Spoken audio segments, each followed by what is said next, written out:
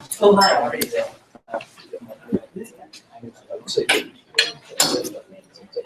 Hi, Krishna. Nice to meet you. Nice to meet you.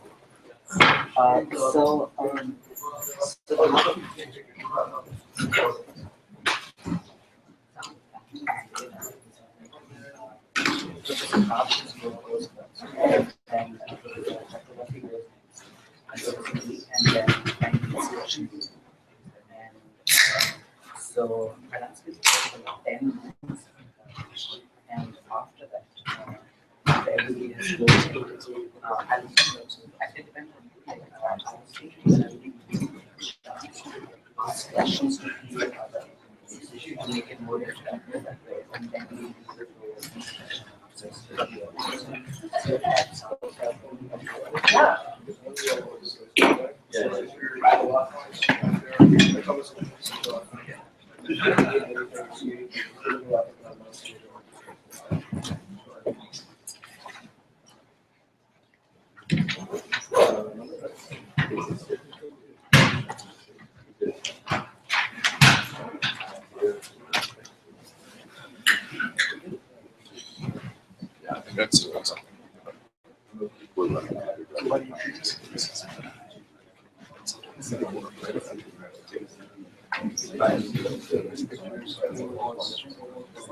All right, hello all. Thank you for joining us. My name is Joe Mark. I am the Deputy Director of TUF Surge, TUF China-US Relations Group Engagement, better known as Surge. Our Director, Sean Gunn, and I would like to welcome you to the 8th Annual China-US Symposium, sponsored and organized by Surge. Thank you all for making the effort to be here today. I'd like to take a brief moment to tell you why I'm convinced of the value of this sort of event.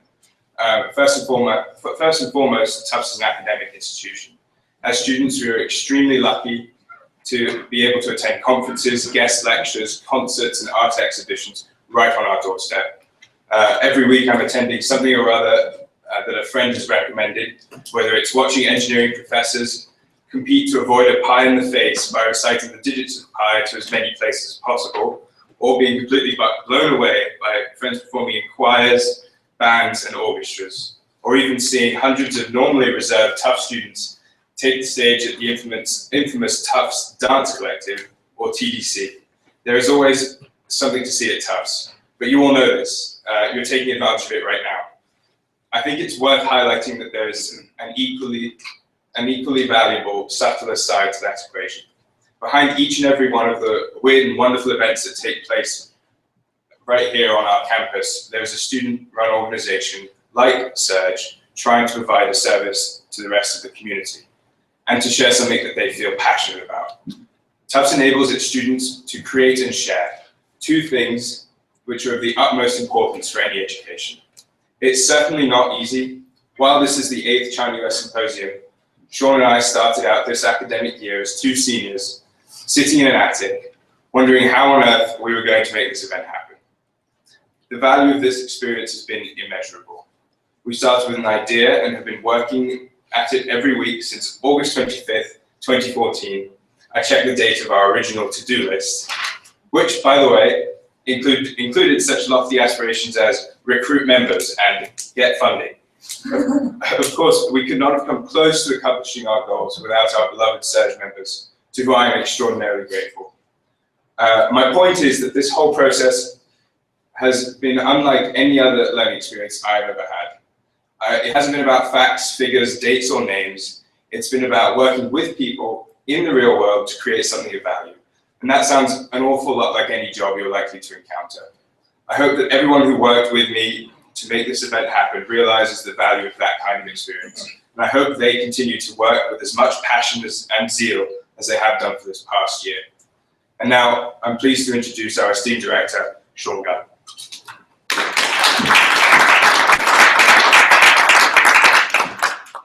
Welcome panelists, students, professors, and others to the 8th Annual China-US Symposium. My name is Sean Gunn, and along with Joe, I'm one of the directors of Surge. I want to take this time to talk briefly about why we believe the connections and relationships that Surge aims to build are important. Sometimes as a student, we go to these academic conferences and they can seem like they're just going through the motions, and we want to put the why back into these events a little bit. If you'll allow me to illustrate, Joe and I listen to this podcast. It's called Hardcore History. It's by Dan Carlin. Carlin revisits a number of historical events and trends and tries to put them in a context that's consumable by anyone and everyone. In one of these podcasts about the First World War, Carlin brings up an idea that we feel is one of the identifiable points of value for Surge. And I think given that the situation in East Asia has been occasionally described as similar to those preceding the First World War, it has some value in this context. But that idea is that a single moment or a single connection has the power to change the world for better or worse. Carlin uses the example of the assassination of the Archduke Franz Ferdinand, which arguably created our modern world. But what I'll bet most of you didn't know is the name of the assassin. His name was Gavrilo Princip. What I'll bet even fewer of you knew is that that day Princip had already tried to assassinate the Archduke and failed. He ended up going to a bar where he drank to his sorrows, and upon leaving the bar, found the Archduke's car stalled outside, sitting in front of him, and thus he was able to shoot the Archduke Franz Ferdinand. This moment almost never happened, but it created our modern world. It was the final spark that lit the inferno of the First World War. The First World War created the conditions for the Second. The Second World War laid the table for the Cold War, and from that momentary connection, we have our modern world.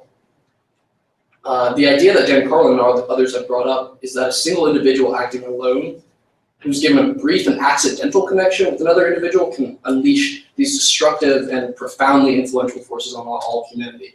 And that's terrifying and humbling. So why are we talking about Gavrilo Princip a century later? I'll remind you what forces turned back and undid the destruction unleashed in those years. Human will, determination, and above all, connections with each other. Human beings and their relationships with each other and for each other with a powerful counterbalance to what Princip unleashed with a few bullets. Millions and millions of interconnected people with billions of connections. Now, whether you believe those to be the result of chance or divine power or something inherently human, ultimately the connections of human beings to each other and for each other constitute an immense power.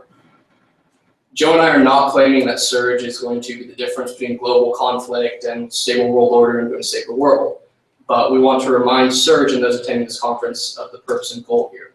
We want to remind you of what our why is. Here's where some of those connections and experiences are built. Surge will hopefully continue to build itself as a hub of those connections, and the connections made here will multiply and build themselves into hubs. But still, sometimes it can seem like everything going on is too big and powerful to be affected by these little connections that we make. So I'll cite the Tufts Fletcher School's own Dean Stavridis and something he said to me a few months ago. I asked him about how do you get the ordinary person to be able to care about these big issues? Why should they care? And what he answered, he used an old Russian proverb. He said, it's better to light a candle than to howl in the darkness.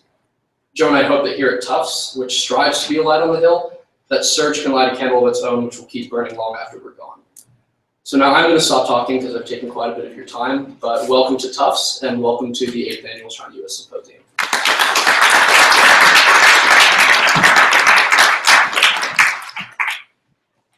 Hello everyone and welcome again to the China-US Symposium. I would like to thank you first of all for coming out so early on a Friday morning. I know for a lot of you students that's not a typical event. So we are now going to begin our first panel, which is the Environmental and Economics and Environmental panel, addressing China and the United States' search for alternative energy.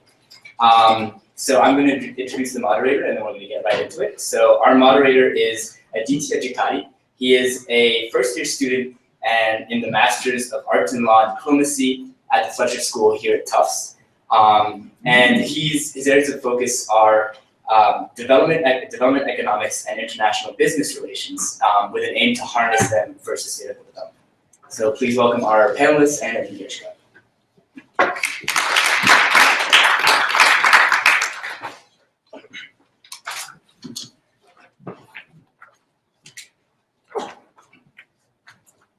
Thanks a lot. I think it's a pleasure to be here. Well, first panel it's called The Hungry Superpowers, China and America's Search for Alternative Energy. Giving a bit of a background, over the years we've seen that in many areas, US and Chinese positions have differed widely, despite overarching commitments to strengthen the bilateral relationship. In search for areas to advance cooperation, sustainable development stands as one of the bright spots.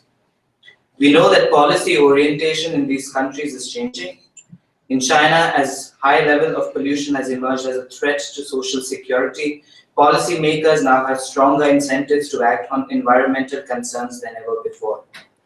We've also seen a greater tolerance for slower growth. Recently, Premier Li has revised down its growth forecast to 7% from a previous forecast of 7.5%.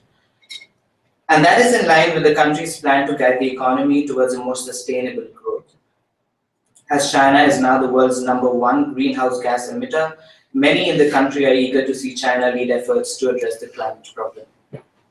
On the other side of the story, the US, the opportunity to break the cycle of "we won't move before China does" overcomes a long-standing objection, while stepping up domestic pressure to move to cleaner sources of energy. It is in this backdrop that we try and explore US-China relations and see if there exists a common ground through the lens of climate change. Transportation sector, clean tech energies, innovation, technology, water issues. The broader question here being, how can both countries learn from one another as they attempt to satisfy the demands of their economies and people, while also trying to fit in the global push towards environmentally sustainable development? And what are the implications on the rest of the world? We have a brilliant panel here, consisting of experts in each of the fields that I just mentioned. And I want to thank them once again for having taken out time to be present here with us and address the gathering. I would ask each panelist to speak and limit for 10 minutes. In the end, we would encourage questions from the panelists to each other as well as for the audience. So without further ado, I would like to introduce our first panelist for the day, Professor Valerie J. Karplus. Give a big round of applause. Professor Valerie Karplus is an assistant professor in the Global Economics and Management Group at the MIT Sloan School of Management. Her research focuses on resource and environmental management in firms operating in diverse national and industry contexts with an emphasis on emerging markets and the role of policy. She's an expert on China's energy system, including technology trends, new business models, and sustainability impacts. She teaches Entrepreneurs Without Borders and New Models for Global Business and directs the China Energy and China Project at the MIT. So I welcome you, Professor, and thank you so much for being a part of this. Anyway. See, does this travel with me? This might actually work better. Thank you very much for the opening remarks. One thing that occurred to me as you were speaking is that I think you said, thanks for getting here so early in the morning. So this is how you know there's a true sign of a bilateral conference here, because you're already operating halfway to the other country's time zone. Thank you very much for having me this morning. The China Energy and Climate Project at MIT, as you just heard, I've directed this effort for 4 years, is dedicated to really understanding China's energy system and the transformation that is happening as we speak, both in the economy and in energy use, carbon emissions, air quality.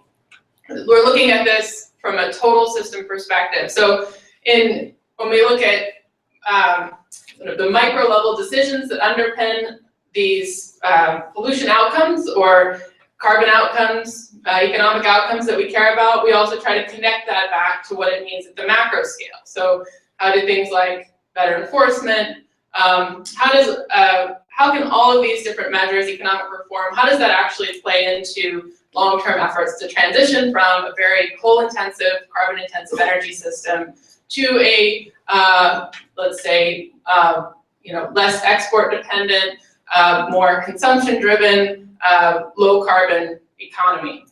And this all sounds great, right? And you read this in the newspaper every day. There's structural change, there's economic reform under discussion.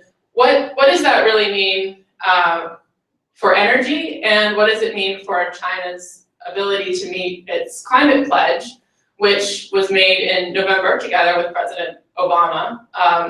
China has basically laid out 2 high-level goals in this pledge, and I'll start my remarks by talking about climate change, then I'll talk about the connection to air quality, and what all of this means for the energy system, because both of these problems connect ultimately in the design of the energy system. So on the climate side, China has committed to peaking emissions by 2030. Did they name a level? First of all, how many of you think this is possible? How many of you think this would have happened anyway? So I think there are many different views on this issue.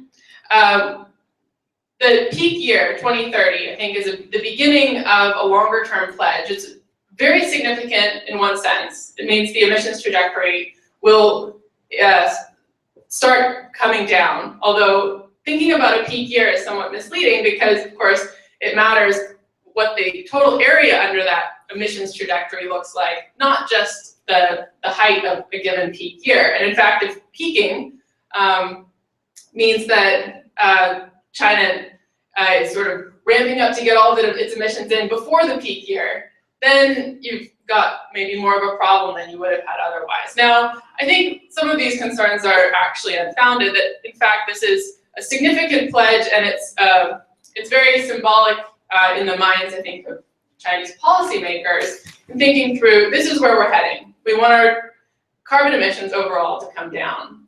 Now, I think we will hear more in the next several months about what the shape of that peak will look like.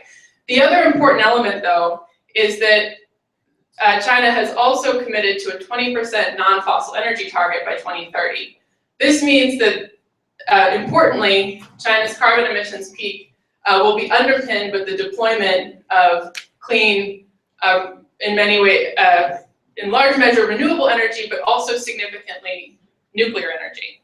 If you look at what China is planning in terms of its nuclear scale up through 2030, we're looking at a potential total deployment of around 450 gigawatts. That's massive. That's also an important management challenge, not just an aspiration. And there are many other options that may also help to support this trajectory as well. So that's sort of the backdrop on the climate agreement. Our work in the China Energy and Climate Project suggests that, in fact, number one, that peaking will take quite a bit of effort. It may happen for many reasons other than just reducing carbon emissions, but it will require a lot of effort. Other reasons, of course, include poor air quality. In many ways, the energy system is responsible for a large part of China's degraded air quality, but it's not the only culprit. So if China's policy focused just on air quality, you would never get the significant and deep reductions in carbon emissions longer term. And this is an important point because if you look at China's air pollution action plan, the first thing it mentions is tailpipe emissions controls. What tailpipe emissions controls do is they remove SO2, NOx, pollutants from the waste streams of often carbon intensive or coal-based generating assets or industrial assets. But what it doesn't do is actually remove the carbon emissions. Scrubbing carbon emissions is very difficult. Carbon capture and storage has to date proven difficult to get off the ground. Doesn't mean efforts shouldn't continue to support that important potential low carbon option. But it's much more expensive to scrub carbon than it is to scrub local pollutants. So this brings me to my final point, that in China, what we see are the beginnings of a major energy system transition, not just for the important this would happen in the course of an economic transformation anyway. This economic transformation and low carbon energy transition will not be easy to achieve.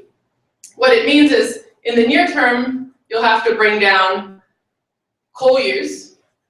This is both in line with the air pollution and carbon directives. The point point being that you can start to displace coal from the economy, but you're not going to be able to do it fast enough to clean up the air quality problem by 2020 or by 2017 when the air quality directives target significant reductions in local air pollution. So you'll need a combination of carbon measures and tailpipe measures. And also importantly, you'll need to address other pollutants not linked to the energy system like ammonia. Then after 2020, there's going to be a very important role for a carbon price to play. So in China, what we see now, the efforts to pilot emissions trading systems, develop institutions that can handle,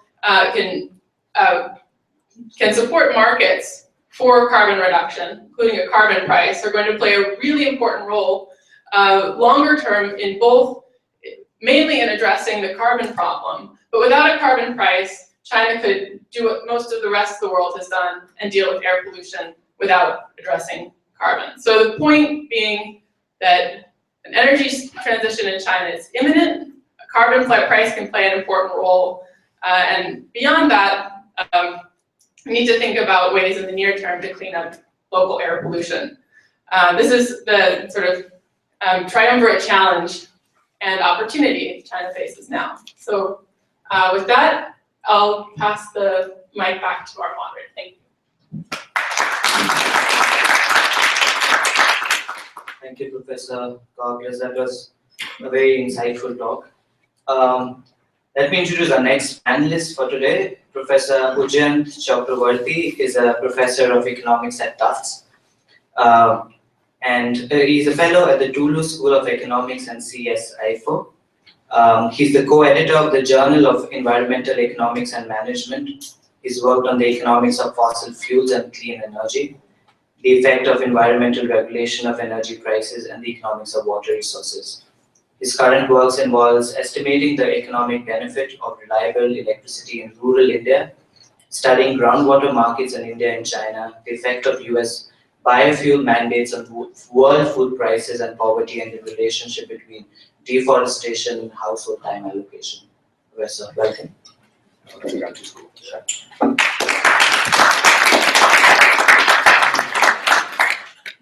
Well, thank you very much for inviting me to be on this panel, and thank you for coming. I think I'm going to focus primarily on sort of two issues related to the topic of the panel.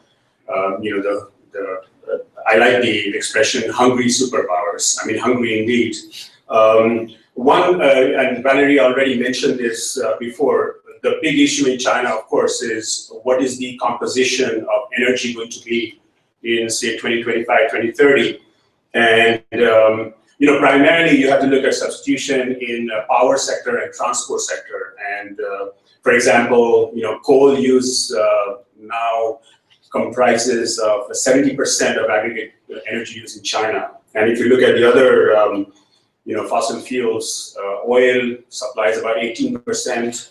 Renewables, 1%, natural gas, about 4%. So, per capita emissions in China, which, there's a significant share of the population that is below the poverty line or close to the poverty line, per capita emissions is about 50% higher than the world average. So, you might, as China, continues to grow at this rapid pace, you might see higher energy consumption, at the household level, at the individual level. People, graduating from riding bikes to, getting cars and so forth. But the challenges are, of course, as pointed out very rightly, a big expansion of nuclear, which comes with its own set of issues. But also China, a lot of people don't know, it has the second largest endowment of shale gas in the world. So we have been doing this study trying to figure out what would China look like in 2030 if it aggressively extracts shale gas. Of course, this goes beyond all the issues that we see here in the United States with fracking and so forth. But the one problem in China is that the shale gas is in the western part of the country, more difficult terrain, more difficult to extract, which means costlier than in the United States. more difficult to ship that shale gas into the demand centers in the country. It's a big country, so you need potentially, rail systems, more trucking, which would lead to other, ancillary issues. But the other sort of interesting thing that people don't realize is that China imports a lot of its coal. So if it substitutes, coal for shale gas, it might reduce emissions. But at the world level, it will reduce coal prices. Just like we see a reduction in oil prices now, simply because in the United States we are generating a lot of domestic oil. So that in our model, then we try to predict, well, what happens if coal prices go down? Will other countries pick up that slack? And that's called leakage by economists. And that's actually a significant share. You might see that China is reducing emissions, but other countries might just start using more coal because coal is cheap. And that coal from western part of Australia, for example, has to go somewhere. So it'll go into other Asian or African markets, unless they too have the same policy goals as China has. So we need to worry about sort of spatial leakage. And again, I totally agree with Valerie that China ultimately needs a carbon price. So one of the things we did in our model was impose a carbon price instead of looking at some share of the energy coming from shale gas, and the results are somewhat different because you get a much better, cleaner trajectory of emissions use if you put a price on carbon, because that then starts promoting other fuels. Well, nuclear is obviously part of the bad, but also the renewables, which are really tiny right now. The other thing I wanted to point out, and this was the second point, is, and somewhat less in the public debate right now, is the demand for food, especially demand for animal protein. Not a lot of people realize, but I didn't bring my slides, but if you look at the sort of GDP per capita and the composition of the diet in countries in the world, there's a clear positive correlation. High GDP per capita means high consumption of animal protein. And if you look at China, it's going off the charts in terms of how much more meat and dairy is people are consuming as they become wealthier. The same thing is happening to a less extent in India. Although in India, a third of the people are vegetarians, but they potentially eat more meat and dairy, not meat. But and so what you see now is China becoming a big importer of food in the world market. So China just surpassed Mexico as the biggest buyer of US food products in 2012.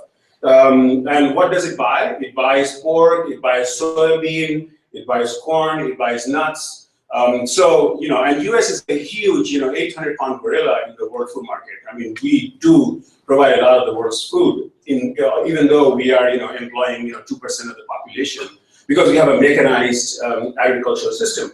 Now, China has 10% of the world's food, world's arable land, and it produces 20% of the world's food. So China is not bad in terms of food production, but I think personally, having been to China several times and visiting farms and so forth, one thing you see is that there's property rights regimes. The land is leased. Farmers don't own land. They cannot buy and sell. So it inhibits expansion of farm size and employing new technologies. I mean, if you have the average farm size is a third of an hectare, I cannot use tractors, mechanization, and so forth. Are we okay with time? I'll just finish in a minute or so. So I think ultimately China will have to deal with this land rights in agriculture in terms of trying to meet the goal of producing more food. Now, ideally, in a utopian world, I would say China should keep importing and let the food be produced somewhere else, because China also has huge water problems. A lot of the irrigation comes from groundwater. If you go to the countryside outside Beijing, you see it littered with tube wells. And not a lot of tube wells work because the government comes with a program, puts in tube wells, and then they leave. And those tube wells often are dysfunctional. People still resort to tube well water extraction, but in private tube wells. There's a big trading in groundwater in China. So ideally, what should happen is China should import food, but then the government has, is worried about food security. Like we in the US are worried about energy security. So it does want to grow more food, and that I think will have severe environmental consequences. Plus, the other thing too is, Lester Brown of the World Watch Institute used to say, 20, 30 years ago, he kept saying that China will buy so much rice and wheat in the world market, grain in the world market, that prices will go through the roof. As an economist, I never believed Lester Brown. I told my students Lester Brown should take my class. But I now think that Lester Brown actually might be right. His timing might be a little off. But at some point, though, I think you might see a huge demand for animal protein. And I don't see where it's going to come from, unless there's serious revamping of Chinese agriculture. Who's going to grow that food? I mean, the US could, but now we know what's happening in the Western United States with food production. 1 gallon of water goes into 1 almond. This was a statistic from last week's New York Times, which is shocking. So in conclusion, I think, the prognosis for both energy and food systems, does not look good. And finally, one needs to worry about distributional impact. So when food prices go up, there's severe asymmetric consequences. Potentially, you might think urban poor have to buy more expensive food, but as some of the studies we've done suggest, there actually might be benefits in rural areas because people work in agriculture sector, their wages go up and so forth. But these are some things that one needs to do. Thank you very much.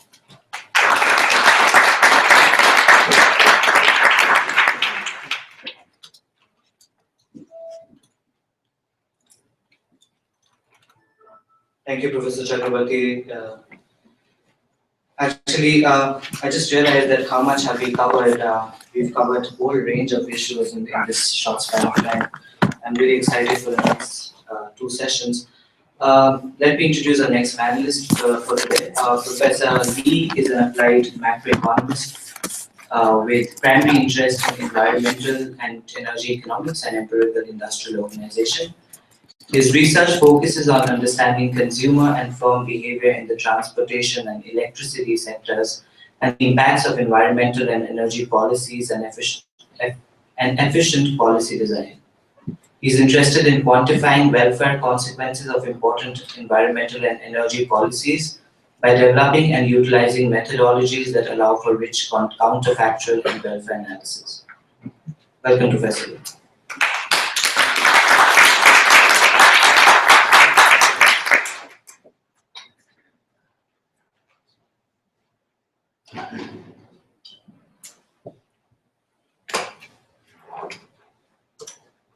All right.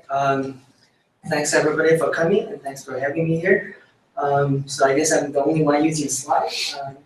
And that makes sense. I guess my English won't be the best among the panels. So my focus is going to be on electric vehicles in China and the US. So I would like to give some very big effects on China. So in 2013, China was the largest energy consumer, 24% of world total. China was by far the largest coal consumer, 50% of world total. So I would like you to think about these numbers, right, for a moment. And also China was the largest CO2 emitter, 28% of world total, largest automobile market, 26% of world total. And these numbers are only getting bigger, right? So environmental energy challenges, issues, and policies really have global impacts. I guess this is the reason why we have this panel, and I really applaud organizers for having this panel here. So if you look at automobile market, these are annual new vehicle sales in China in red, and in the US in blue. The sales of new automobiles in China grew from less than 2.5 million in 2001 to 22 million in 2013. Surpassing the US in 2009 to become the largest automobile market in the world. So the growth during this period in China market accounted for 75% of world growth. Of course, there's big implications in terms of crude oil market. If you look at the growth in oil consumption in China relative to 2001 in red, and in the world relative to 2001 in blue, China accounted for 46% of the increase in world's oil consumption during this period. So China is really a very big player in the international oil market. We all know the air pollution issue in China. This shows PM 2.5 annual concentration by province. If you look at the red and dark red provinces, the annual concentration of PM 2.5 is several times higher than the US national standard, which is 12 microgram per cubic meter, and World Health Organization guideline is only 10. Okay. So if you compare Beijing and Los Angeles in terms of fine particles, these are very bad pollutants. You know, Los Angeles has the worst air quality we know. In black, Beijing in brown, but there's really simply no comparison, right? Okay, so electric vehicles, what can they do in terms of reducing air pollution and perhaps the implications on energy security? This is electric vehicles, a Nissan Leaf being charged in a charging station. And these are vehicles that have rechargeable battery packs that can be recharged from external source of electricity and use the electricity to drive the vehicle. There are two types. The first one is battery electric vehicles. They run exclusively on battery. Nissan Leaf is one example. It's the leading brand, leading model for battery electric vehicles. We also have plug-in hybrid vehicles. They have both a gasoline engine and also rechargeable battery packs. So they run on battery before they run out, and then they will use the gasoline engine to drive the vehicle. So the environmental implications of electric vehicles. EVs do not produce tailpipe emissions when they run in all electric mode. But that doesn't mean there's no emission. Right? The emission shifted from on-road transportation to electricity generation. Therefore, environmental benefits crucially depends on the fuel source of electricity generation. Whether electricity comes from coal, natural gas, nuclear, hydro, or other renewable matters. So cleaner the electricity generation is, the better the environmental impacts from electric vehicles. So electric vehicles consider really a very promising approach in the US, at least to reduce air pollution and enhance energy security. So in 2012, President Obama's State of Union address, he set up this goal of 1 million EVs by 2015. By the end of this year, so far 300,000 sold. So we're not gonna miss this target. China, there is also a national goal of 500,000 by 2015 and 5 million by 2020. So far, only 100,000 sold in China. So we're going to miss the target despite significant government subsidies in both US and China. So in the US, the federal government offer up to 7,500 federal income tax credit for EV buyers, and there are a lot of other local and state programs to support EV adoption. In China, the subsidy for battery electric vehicles is about $10,000. For plug-in hybrid, is over $6,000. So these are very significant government subsidy. This is monthly sales of electric vehicles in the US. Now the monthly sales is about 10,000 in the United States. In China, the market is about half of the US market in terms of electric vehicle sales in 2014, but the projection is that there will be dramatic increase in electric vehicles in China, partly because of this very aggressive policies. Now, we need to step back and think about whether this actually good policy in the US and in China to promote electric vehicles. Now, if you look at the environmental impacts, this is from one of my recent studies where we look at environmental benefit from one battery electric vehicle during the lifetime of that vehicle, 150,000 miles. Okay, and there is very big spatial differences. If you look at this, the darker the area is, the higher the benefit is for that vehicle. If you have a electric vehicle in California, the benefit during the lifetime of that vehicle is going to be about $2,000. So this is the environmental impacts from that vehicle, from that electric vehicle, versus environmental impact from regular gasoline vehicle. So the difference is about $2,000 during the lifetime of that vehicle. But if you look at Midwest, right, these areas, the electricity mostly come from coal. The benefit is much lower. It's about $400 in those areas.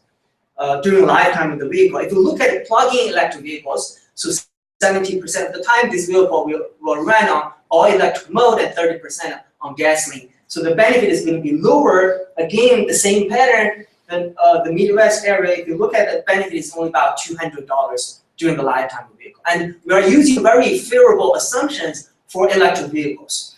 If we use more conservative assumptions, some of the numbers, actually the numbers for Midwest will be negative, meaning there will be actually negative environmental consequence from having electric vehicles in those regions in the nation. Okay. Now come to China. So before, let's think about electricity generation in the US.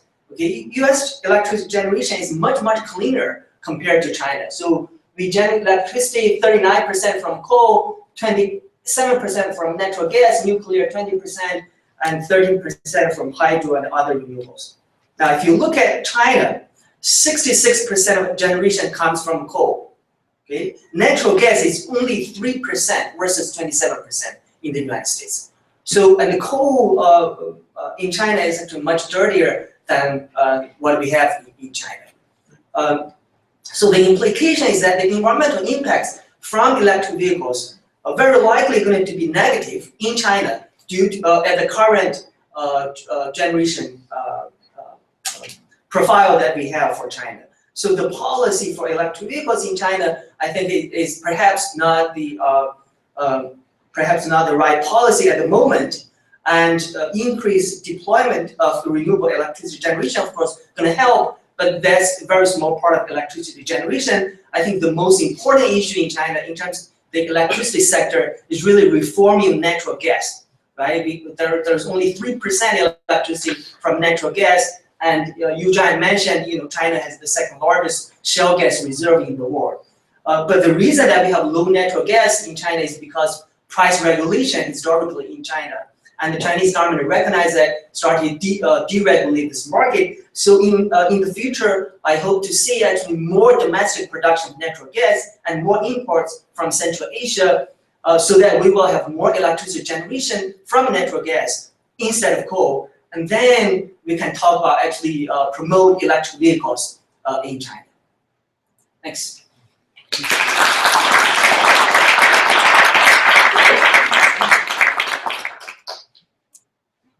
Thank you so much, Professor Lee.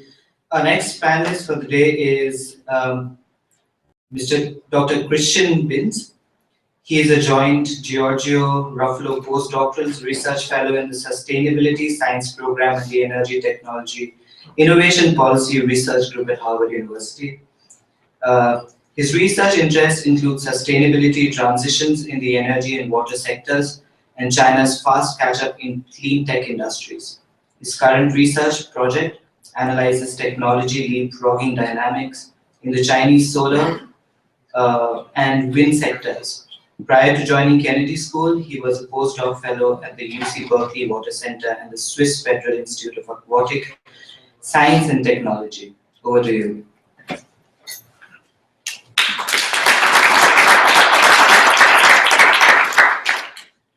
Yeah, thanks a lot for inviting me to this panel. I have to admit that when I got the invitation, I was a little bit concerned because the task was to find a common ground between China and the US in their search for alternative energy. And I think this sounded like a really big challenge.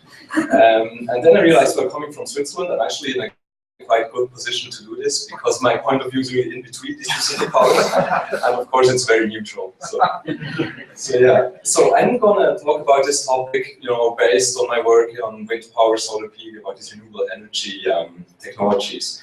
And actually, I mean, recently we see a lot of development in these fields, and especially both China and the USA are really pushing hard in these fields of technology. So there's a lot of subsidies for R&D, for deployment, and for demonstration of this new technology.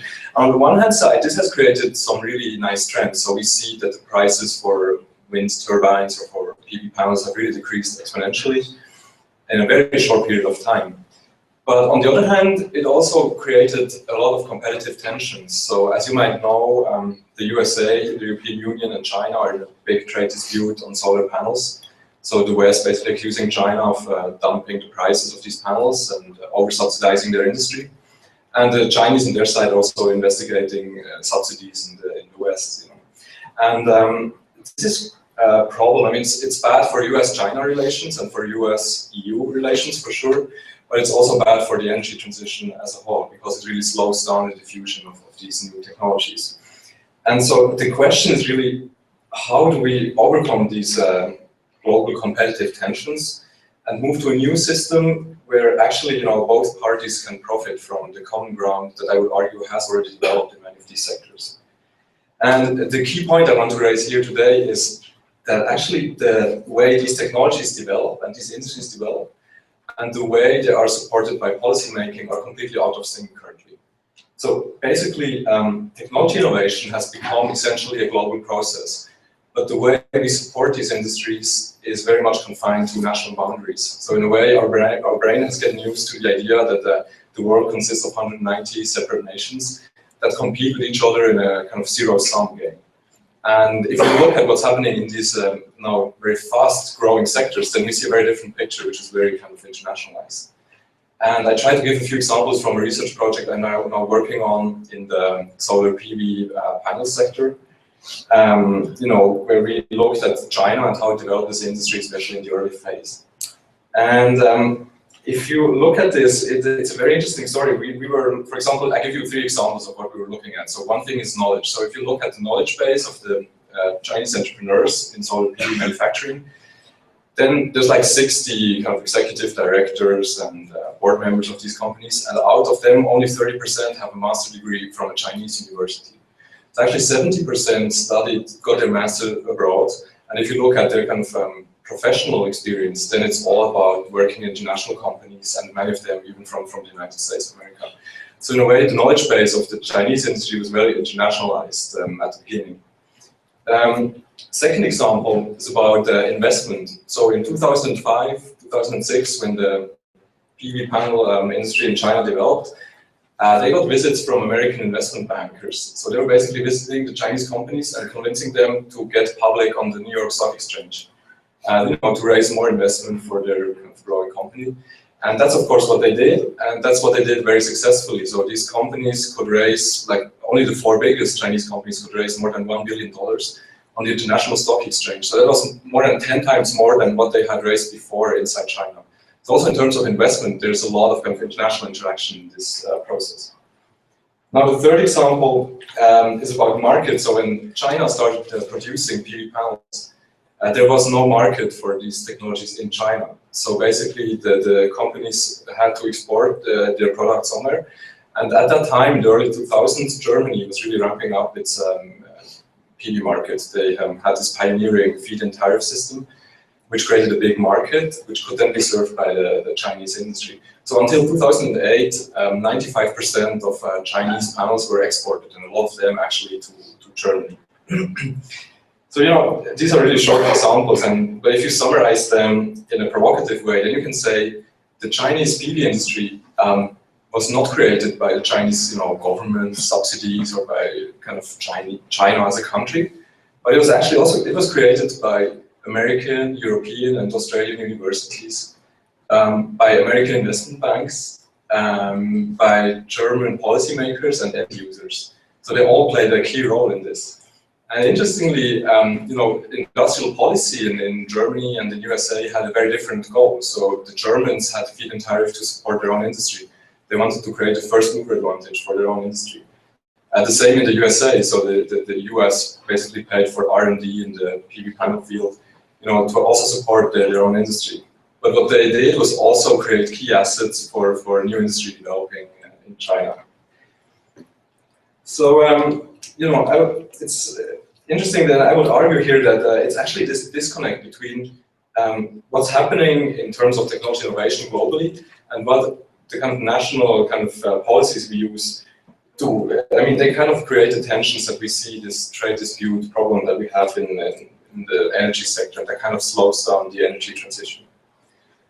So now analyzing the problem is really simple, but the question is, so what's the solution? And that's much harder, I think. So I think a key answer is here that we have to really radically reframe the way we think about innovation and industrial competition in this globalizing economy. So instead, I think instead of trying to create a dominant industry in one country, with our policies and kind of avoid others from having activities in the same field, it would be important to actually focus more on the kind of global division of innovation in a way, and to identify places where both sides can profit from being active in the same field of technology. And I can give you a few examples from the solar panel field where I think this actually has worked in the past. So the first example is about Germany. So when China ramped up its PV panel production, the German panel industry basically died. But the upstream industries like machinery, turnkey production line manufacturing, these kind of industries could grow really fast. So they had a new big kind of business environment in China, and they used this to improve their own technologies and also improve their competitive position globally. So in a way, they profited a lot from what was going on in China, and they could retain some high value-added activities in Germany. Maybe the second example would be with the USA and China. So China was really quick in building up production of PV panels, but it has big problems in developing the market, especially for rooftop systems and kind of small-scale PV power plants. And here, American companies are really world leaders in the kind of business models and service models they have developed for these small-scale plants. And if there was more cooperation between these two countries, there would be actually, I think, a big kind of win-win situation that both could profit from. So to wrap this up, I mean, I could not go into much detail, but I think it's quite interesting to see how actually the USA, China, and Europe are currently co-creating the energy transition.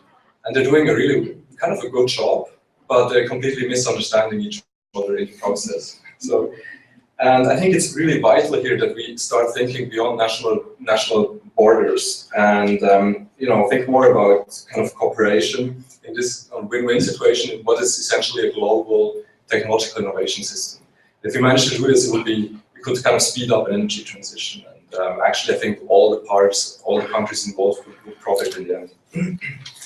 So now today, this is my last remark. So I think, the nature of the human brain, and especially the nature of the policymaker's brain, is kind of hindering this from happening. So it's really difficult to think beyond national borders. But I think, it's really important that we start doing this and and really tackle this increasing interdependency that's visible in the globalized world we live in now. So thanks a lot.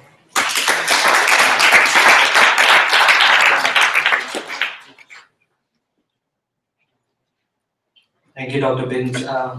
So reframing the way we think about innovation probably was the perfect ending to the panel. But before I open the floor for question and answers, I feel that it will be very interesting to use this forum to understand what sort of questions do our panelists have in mind regarding the research of each other. And that gives our audience some time to think more about the questions they have. But starting with Professor Karpus. Thank you. Just on that last presentation, I was intrigued. Well, first of all, I see a lot of common themes across all of the presentations, and I think that the discussion has made me very curious to understand your thoughts on Chinese policy now that the solar industry faces large overcapacity problems, sort of where its thinking is. So how should national governments position themselves in this issue of complicated trade relationships with respect to these advanced energy products? I think you see, on the one hand, from the US side, a lot of interest in promoting US products globally, including in China, but energy is traditionally one of those industries where it's very, there's often a strong focus on promoting domestic champions, including in China. So do you think that even though the Chinese solar industry was built with input from everywhere, will it in the future be a China for China story? Okay, that's a pretty big question to answer shortly. Yeah, I don't know. I think Actually, what we see in solar PV, I think this is going to continue in a way. So actually, what's happening there is really a kind of global division of labor, global division of innovation. I don't think this is going to change really fast because there's a lot of specialized knowledge in Europe, in America that will have a hard time to travel to China, and the Chinese have a hard time kind of catching up in some fields like upstream and downstream of the kind of panel production itself. So I think the problem is really that the kind of overcapacity problem was created by like three big blocs: China, the European Union, and the USA doing the same kind of industry policy without realizing what's going on in the other field or like in the other region. And so we ended up with everybody kind of pushing the same industry, and then at some point a financial crisis hit, the market broke down, and there was this kind of, in that sense, unpredictable thing, but you could have seen it if you had actually had more global analysis of what's going on in this sector. So I think when you formulate national industrial policies, it would be really important to reflect on what's going on beyond national borders, and then make the decision on what you subsidize and how you subsidize it. I think this applies to America, to Europe, and to China as well. So. Do you have any questions, Professor Chakravarti? Well, the discussions were extremely thought-provoking, and I think one of the big issues that comes out from this previous discussion of the trade war is that, as we know in economics, we teach our undergrads that trade benefits, trade wars benefit a certain segment of the population. I mean, cheaper, sort of flooding the world market with cheap solar panels helps us if I'm putting a solar panel on my roof, but it does not help the industry in my country. So that there's this trade-off, and sometimes protectionist measures are not the best. My question, more specifically, I was actually quite interested in, Professor Lee's conclusion from a study that in a lot of settings, electric cars basically don't make sense because electricity is produced by emitting, sources. And I'm wondering, so if you're getting a $6,000 subsidy, is there any scenario under which it makes sense from an environmental point of view? And the second thing, do you include in your model the benefits depending on things like local impacts like population and so forth?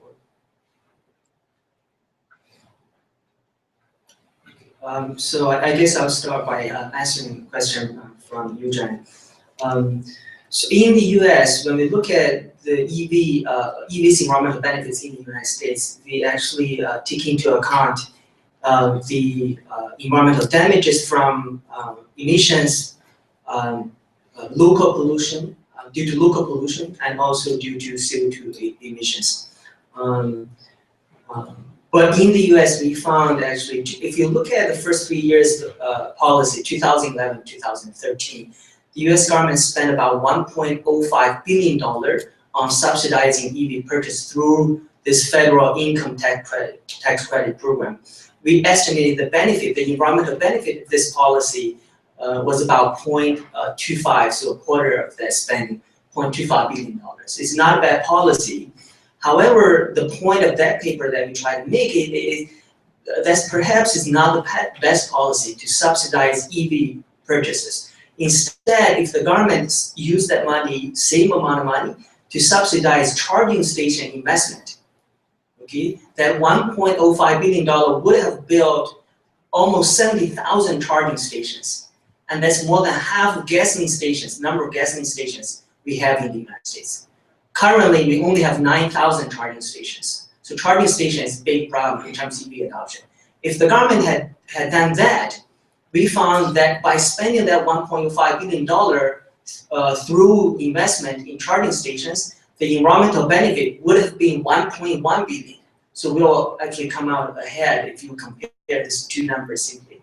Okay, so there are different ways of helping this industry if that's the goal. Now come to China though, we are in the process of doing a study for China on EV adoption. So we need to take into account of air pollution, different kind of air pollutions, right? We need to compare an average gasoline car. We need to think about what's the environmental damages from gasoline consumption, and also environmental damages from electricity generation. The issue here in China, as I mentioned, is that we are simply using too much coal in China to generate electricity. So it's not worth it at the current stage to promote EV. But perhaps in the future, when we have a more significant share of natural gas, which I'm hopeful, and also I'm supporting that, and long term, I think that we might see a benefit of EV adoption in China. I have a question for Professor Koplis. My question is that what is the significance of multilateral organizations like the United Nations? Do you think it's just bilateral or multilateral negotiations between major emitters that's driving the show, or is it more to it? I think this is a tricky question that people have been asking for several decades at least. In the current context, we have a situation where I think you're seeing a shift from focus on one single defining binding climate agreement handed down from on high to a focus on what countries can actually sign up to and achieve. So if you think of it maybe more of a bottom-up approach to assessing what's politically and technologically feasible, and then countries then submit these commitments into the UN process. I think that we have seen in the past, the Kyoto Protocol is a great example of how a process that started with an agreement that that leaders took back to countries, to legislative bodies, that then didn't ratify those agreements, led to the challenges and ultimately, I think, the persistent weakness of the Kyoto framework. Now that we're heading into Paris in December, I think there's or later this year, there's an opportunity really to think through how an approach that recognizes the importance of individual national commitments and as kind of the cornerstone of real action and enforcement, and brings them together.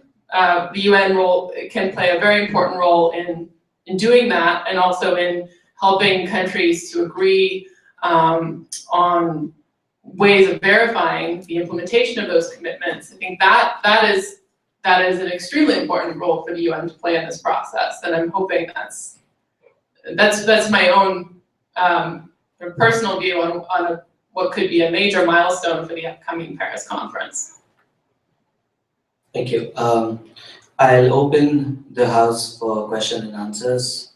Please come. There are mics on either side of the aisle.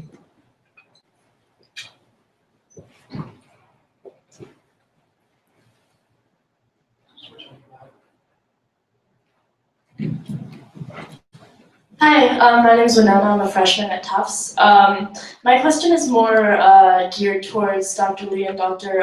Karplus, but it's really open to anybody who can answer. So, as you all know, there's been a new documentary that's been recently banned in China, Under the Dome, about carbon emissions. And one of the things that the documentary brings up is that there are a lot of emission control devices that are not put into many trucks by manufacturers, and a huge detriment to the environment. And a lot of the reason why a lot of that goes undetected is because of the Atmospheric Pollution Prevention Act, and how general it is, because there are lots of institutions set up for that purpose, but because it doesn't name an institution, many of them don't do the checking. So my question is to the panel, how can China, while researching these methods for alternative energy, pick up the pieces and shut out loopholes for polluters?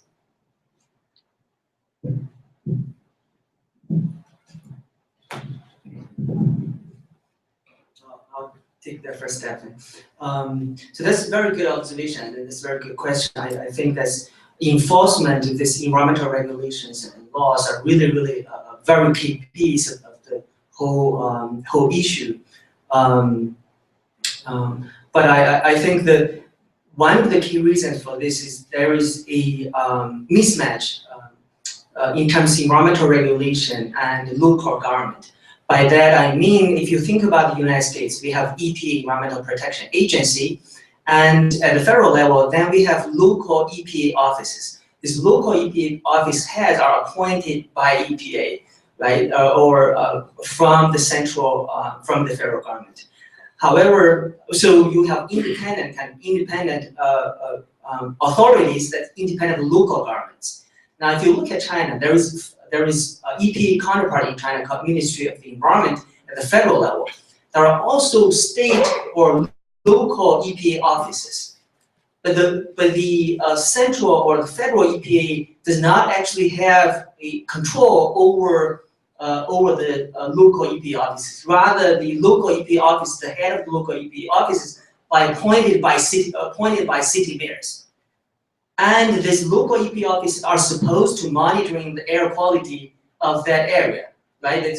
That create an obvious conflict of interest having that structure, and that create, I think, a lot of this issues really, because these local governments, they have that in mind, that GDP growth objective, and sometimes, of course, that does not go well with environmental quality.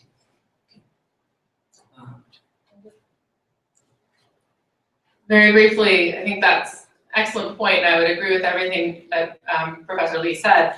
I would add to that a market perspective, which is that you could imagine more, I guess you'd call them ways of pricing pollution, or even, I think, not necessarily a market-based instrument, but making access to services, or for example, in the case of trucks, perhaps refusing service or making their sort of payment mechanism dependent on compliance with the rules at a very micro level. So for example, truckers have to spend huge sums of money on gasoline.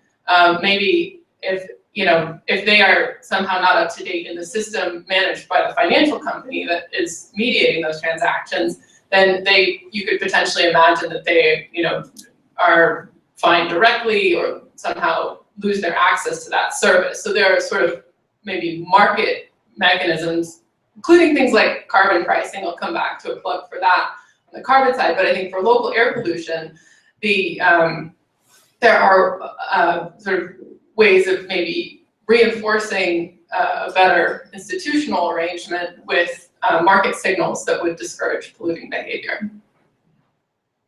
I would like to follow up on that, because I think it's a really interesting question, and especially this movie is really interesting for also another reason. If you look at it, it really attacks the kind of coal and fossil fuel lobby in China, many times throughout the movie. So I was wondering, is this really kind of a regime shift? So does this kind of show us that the central leadership actually wants to attack these powerful lobbies and kind of use this to increase the speed of energy transition, so that we will see in the future a really fast transition away from coal? Is this significant in that way? What do you think, Professor Lee? Yeah, so coming from China, growing from China, I think I'm actually quite hopeful of the long-term perspective. One of the things I can mention is that it used to be the case, if you look at the local the promotion system of local government officials, if you want to go from a city mayor to a state governor, for example, it used to be the case that GDP growth rate is really the only hard measure they are going to look at, right? When they decide whether to promote you or your other candidates.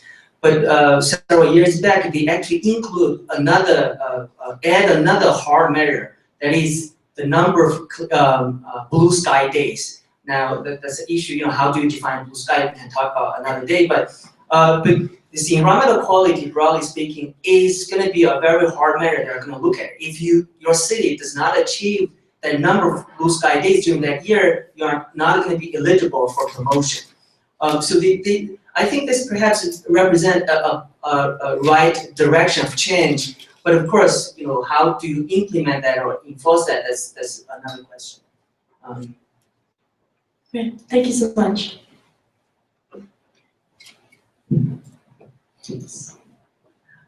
Thank you for the panel. My name is Yu Fei. I'm a senior at CUS, My question is for all economists on the panel, basically all of you.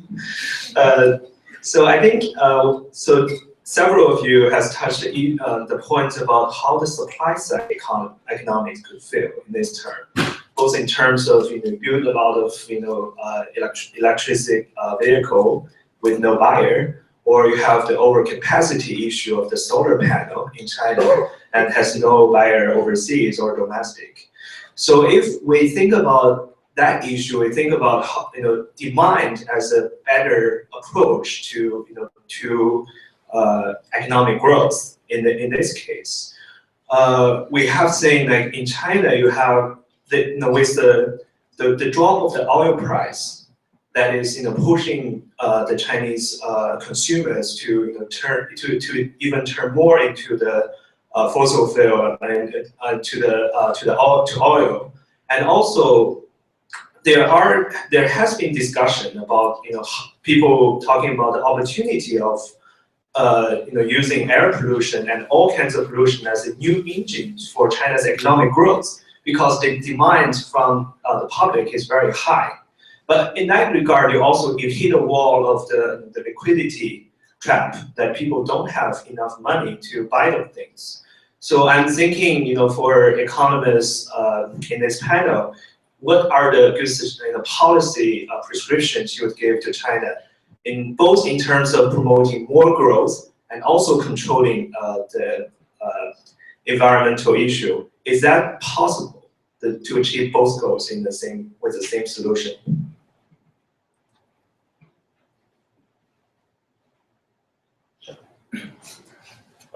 That's a really interesting set of questions. In general, in the last few months, the global drop in fossil fuel prices has, triggered a lot of concern as to whether, the whole issue with global warming is a lost cause. We have increased fossil fuel use and therefore more emissions. One thing a lot of governments have done is, in general, like if you look at the Middle East, India, other big countries, the complaint was that fossil fuels are subsidized, and therefore people are overusing, them, and therefore there's higher emissions. For example, the reason why they are subsidized often is because poor people, like you mentioned, indirectly, poor people use, public transport.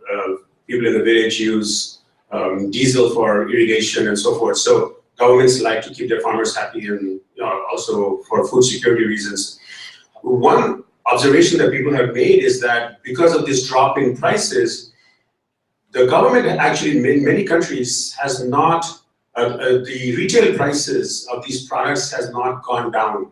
So what the governments have done is essentially reduce the subsidy, almost to the extent of the global drop in prices. So the government in China or India or in the Middle East are now getting oil at lower cost, but they're not transferring it to the consumers, and the consumers haven't really noticed, and now they're paying close to market prices. For example, if you look at electricity prices in China, they are about 7 or 8 cents per kilowatt hour, which is quite close to marginal costs. India is not the same thing. India electricity is subsidized, and that also triggers a whole bunch of issues because you're overusing electricity, so people are stealing it, and also reduces investment in the electricity sector because the government cannot produce electricity, it needs private investment, and unless these firms make sure they have enough profits, they will not enter. So one problem in India is a big gap between supply and demand, unlike in China. But in terms of the distributional issues, ultimately I think the fact that these subsidies are being reduced is a good thing for the environment. Now, like you said earlier, is it good for the economy and the poorer segments of society? And that is a important question that I think people have to answer.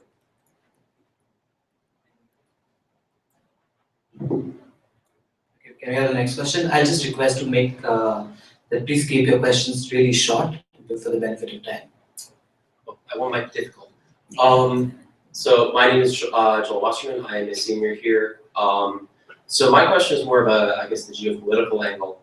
My specialty is in Russia, former Soviet Union, and Central Asia. And recently, China has been engaged in a a whole lot of business with that part of the world. There was that massive natural gas deal they signed back in August, where they basically got the Russians to pay all of the base costs for them.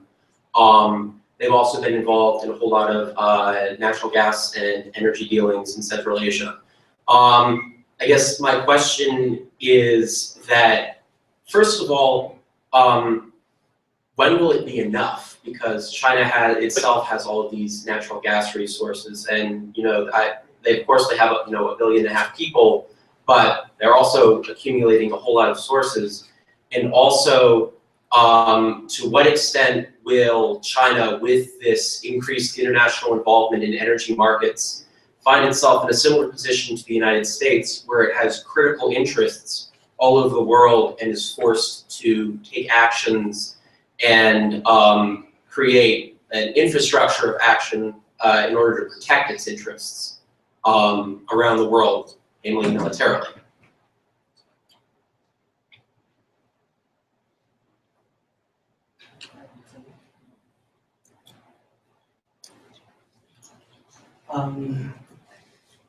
So that's a very good question. Thanks for mentioning that. I mentioned in my presentation that and I hope that China will be importing more natural gas from Central Asia, from Russia. The reason I think this is a good thing for both China and also the rest of the world, because if you get China switch from coal to natural gas, that's going to have environmental benefits not only to China but also in terms of reducing CO2 emissions, reducing oil consumption. And as I mentioned, China is a very important player in the international crude oil markets.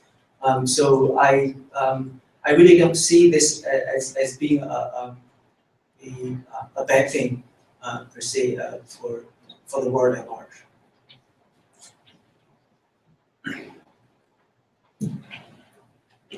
Guess I just say very briefly, I think that China's appetite for gas in different parts of the country will depend on the willingness to pay and ultimately the price of gas that they're able to access. I'm not personally convinced that a second Russian pipeline is going to be needed, given the rapid developments both on the LNG front as well as domestic shale gas development. Although I think probably Professor Chakravarty could speak more to that issue. I think one of the big things with that pipeline, what my friends tell me from the industry, is that Russia needed it more than China, because Russia wanted to show to the world that they have options if Europe doesn't want to buy natural gas. And they think realistically that it's going to be a long time before that pipeline will be built. Maybe to add to that shortly, when talking to kind of decision makers in the energy sector in China, then it feels like China has this very long-term kind of perspective in its planning, and it feels like they're actually more interested in developing energy independence in the long run than in being dependent from other countries. So it's quite interesting when you talk to people in China that they actually have this long-term vision that China will become quite independent from other places, and they would actually prefer that as a strategic option over kind of fighting, the world with, about gas and whatever. So I think actually the kind of energy transition, renewable energy scenario is more likely in the long run. Thanks so much. Thank you. I've just been signaled that we are out of time. I think we started from the US and then we've traveled to China, to India, and finally in the end to Russia and Central Asia. So I think everybody has had their dose and their share of experiences. And with that note, I would like to thank each panelist for taking out time from their busy schedule and sharing their thoughts with us. And hope you guys liked it. Thank you so much.